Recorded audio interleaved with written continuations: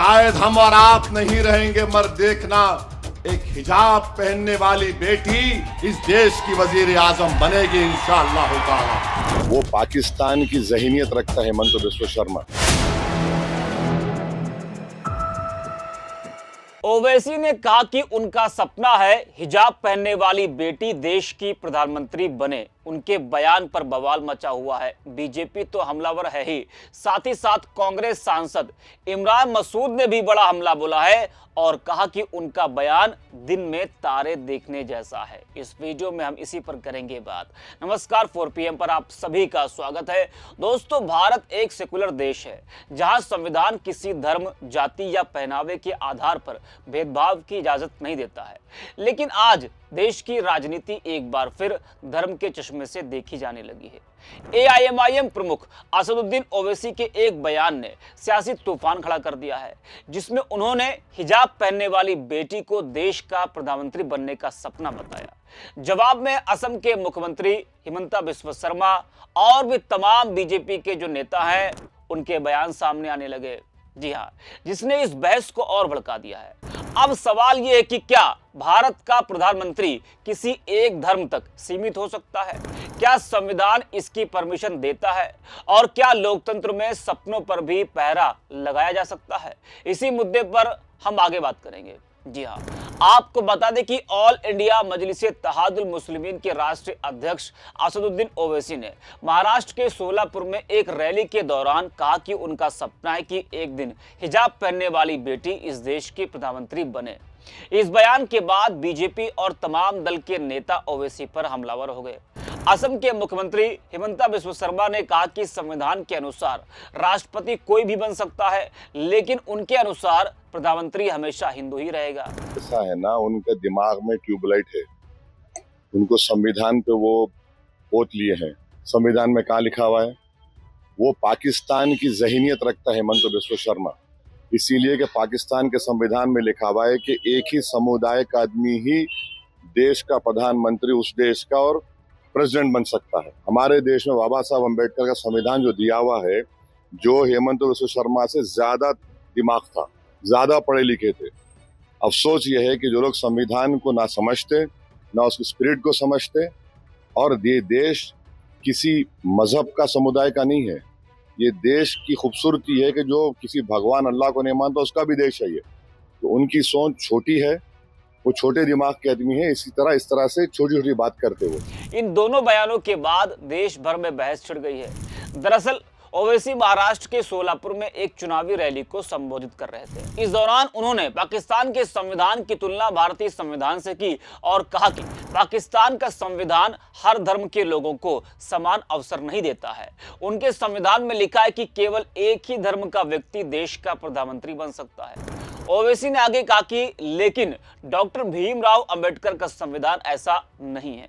उनका संविधान देश के प्रत्येक नागरिक को सभी बड़े संवैधानिक पदों पर बैठने का समान अधिकार देता है।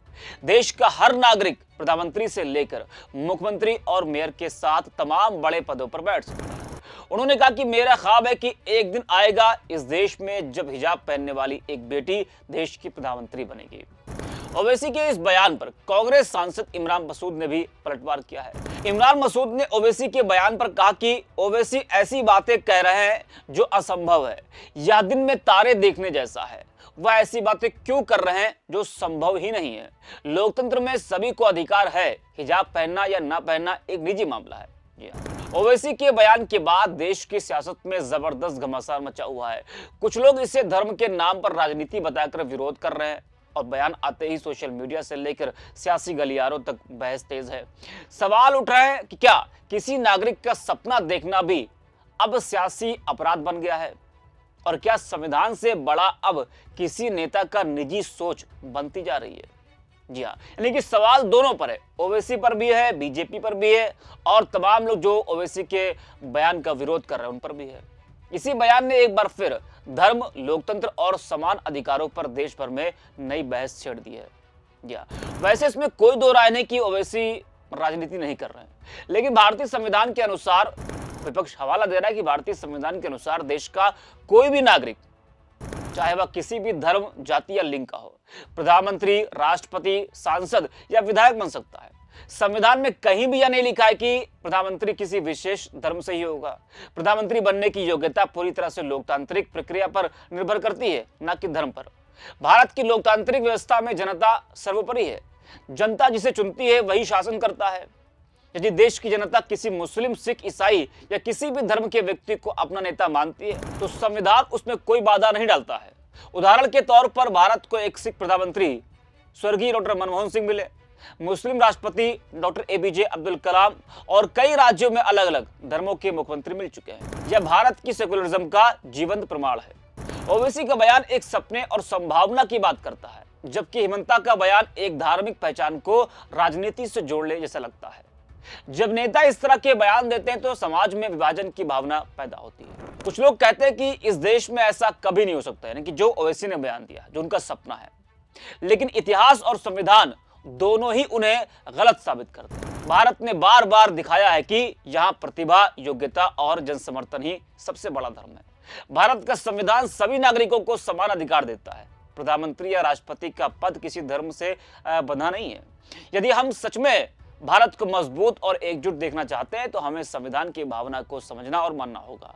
तभी एक सच्चा, समावेशी और लोकतांत्रिक भारत आगे बढ़ सकेगा।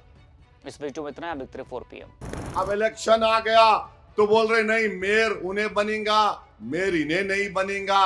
अरे बाबू, पाकिस्तान के संविधान में लिखा हुआ है कि सिर्फ एक ही मजहब का आदमी पाकिस्तान का प्राइम मिनिस्टर या सदर बन सकता है। बाबा साहिब अम्बेडकर का जो संविधान है वो ये कह सकता है कि कोई भी भारत का नागरिक वजीर आजम बन सकता है, सदर जमहूरिया बन सकता है, चीफ मिनिस्टर बन सकता है, मेयर बन सकता है। और असदुद्दीन ओवैसी का ख्वाब यह है कि एक दिन आएगा इस देश में इंशाअल्लाह ताला, शायद हम और आप नहीं रहेंगे मगर देखना, एक हिजाब पहनने वाली बेटी इस देश की वजीर आजम बनेगी इंशाअल्लाह ताला। हम नहीं रहेंगे, शायद हम जमीन में जाकर हमारी हड्डियां भी घुल जाएंगी, मगर देखना एक दिन वो दिन आएगा। अरे याद रखो, ये नफरत जो तुम मुसलमानों के खिलाफ भड़का रहे हो, इंशाअल्लाह ताला ये नफरत ज्यादा नहीं चलेगी। तुम खत्म हो जाओगे नफरत फैलाने वालों। मोहब्बत जब आम होगी तो लोगों को मालूम होगा कि कैसे जहर इनके दिलो दिमाग में भर दिया गया था।